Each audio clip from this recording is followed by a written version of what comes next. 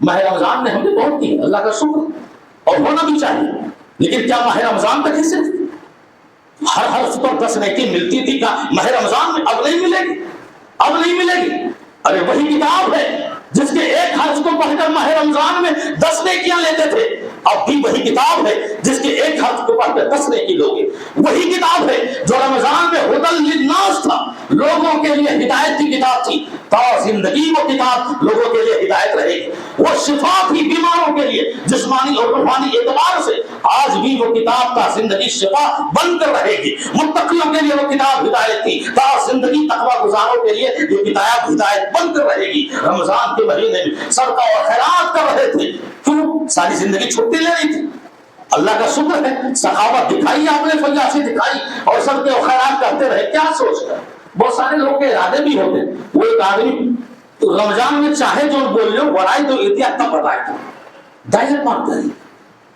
رمضان میں نہ ہی بیمانی کرب، رک جاؤ عیدیہ پڑھ لی اگر بعد بیمانی کی، یہ ہمارے اور آپ کی زبان۔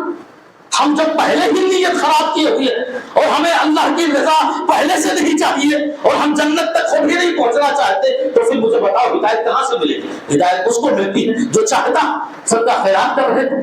اب تا زندگی صدقہ خیرات کرنا، میں آپ کو بتاؤں صدقے کی اتنی بڑی فضیلت ہے، یہ اتنی بڑی نیکی ہے کہ انسان آخری مرحلے پر جب ہوتا ہے، اس کی سانسیں اکھڑ رہی ہوتی ہیں، اس کی سانسیں ٹوٹ رہی ہوتی ہیں، اور وہ موت کے فرشتوں کو اپنی آنکھوں سے دیکھ لیتا ہے۔ عالم آخرت اور عالم برزخ کے سارے مناظر اس کے سامنے آ جاتے ہیں اور اس کا شعور آخرت کو پہنچ جاتا ہے۔ پھر جانتے ہو وہ کیا فریاد کرتا ہے؟ سورہ منافقون پڑھو، اذا جاء اجلهم، اور پھر اللہ نے فرمایا جب موت آتی ہے فَأَصَّدَّقَ وَأَكُن مِّنَ الصَّالِحِينَ، وہ فریاد کرتا ہے، مہلت مانگتا ہے، فرصت مانگتا ہے، مجھے تھوڑا سا وقت دے دو، صدقہ اور خیرات کر کے آ جاؤ۔ کیوں؟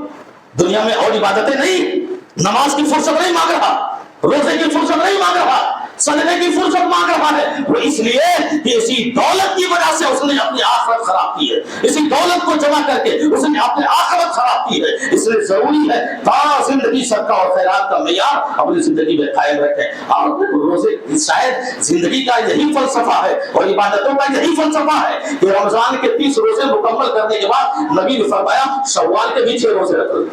روزوں کا بھی سلسلہ بند نہیں ہوا، شوال کے 6 اور روزے رکھ لو، دونوں ملا کر کے جو ایسا لگے گا ساری زندگی تم روزے ہو، سارے زمانے سے تم روزے سے ہو۔ افسوس کرنے کی بات کہ ہم اور آپ ماہ رمضان سے گزر کر ماہ شوال میں داخل ہوئی اور اچانک نیکیوں سے عبادتوں سے اتنی دوری اختیار کریں۔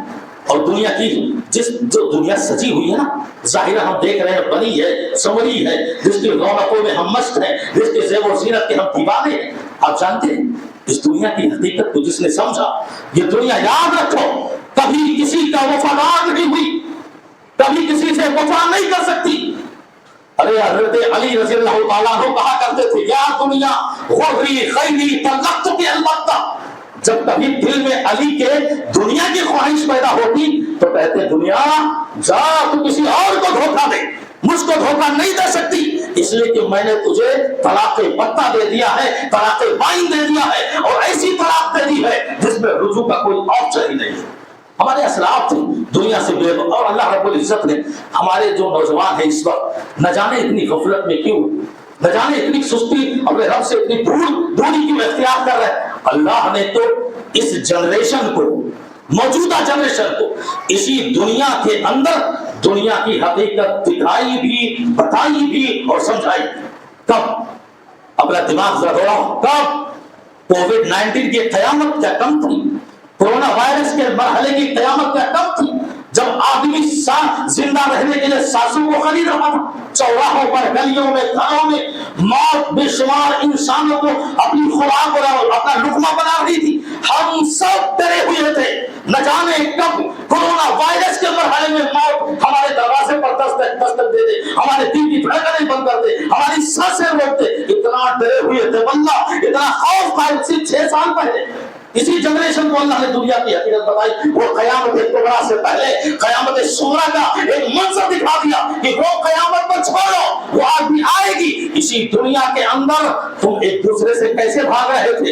ایک رشتہ دار، ارے باپ ہے باپ جو اپنی اولاد کے لیے خون جگر دل سب کچھ دے دے، لیکن نہ جانے وہ کون سا مرحلہ تھا، ایک باپ اپنے بیٹے کی لاش سے قریب آنے کو تیار نہیں تھا، ایک بیٹا اپنے باپ کی لاش سے قریب آنے کو نہیں تیار تھا، ایک شوہر اپنی بیوی کے قریب جانے کو تیار نہیں تھا، ایک بیوی اپنے شوہر کی لاش کے قریب جانے کو تیار نہیں تھی۔ قبرستان میں جو مردے دفنانے والے رضاکار تھے، باقاعدہ انہوں نے بیان دیا کتنی عورتوں کو دفن کیا گیا قبروں میں، اس طرح کہ ان کے ہاتھوں میں سونے کے کنگن تھے، ان کے گلوں میں سونے کے ہار تھے اور زیورات سے لڑی ہوئی تھی، لیکن افسوس کہ اس وقت زیور کا بھی کوئی ویلو نہیں تھا۔ موت کے خوف نے ہمیں اور آپ کو اس طرح ڈرایا تھا کہ ہم اور آپ زیور اتارنے کو بھی تیار نہیں تھے۔ اسی لیے اللہ کے نبی صلی اللہ علیہ وسلم عید کے موقع پر بارہا سنتے ہیں خطیبوں سے، عید کے موقع پر عورتوں کے پنڈال میں جا کر نصیحت کرتے تھے اور صدقہ اور خیرات کی تلقین کرتے ہوئے نار جہنم سے بچنے کی انہیں ترغیب دلاتے تھے۔ صدقہ کرو، نار جہنم سے بچو گے۔ کیوں؟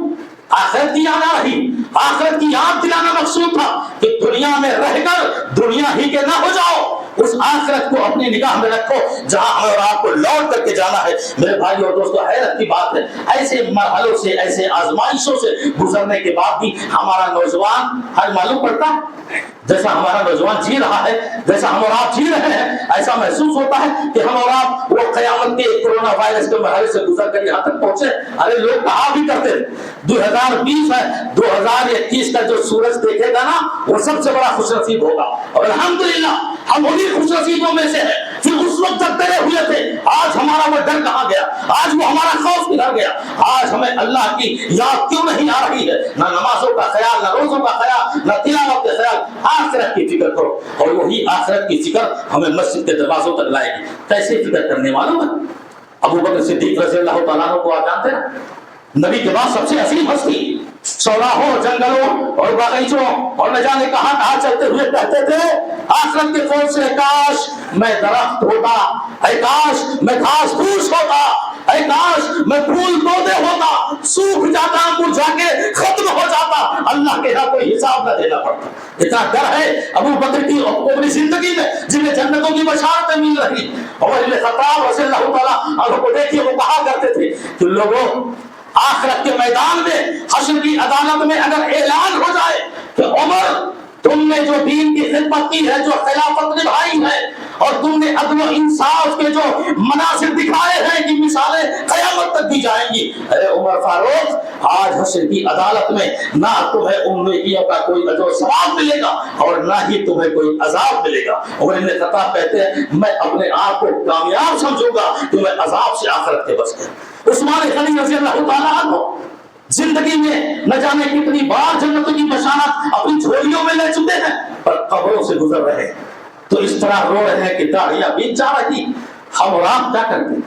آخرت کی جہاں فکر ہونی چاہیے، آخرت کی جہاں یاد ہونی چاہیے، ہم ایسی جگہوں پر بھی استہزاء، مذاق اور تجارت اور کاروبار اور نہ جانے کیا کیا بکواس کرتے ہیں، وہاں عبرت اور نصیحت حاصل۔ اور عثمان کہا کرتے ہیں کہ جنت اور جہنم کا تذکرہ ہوتا ہے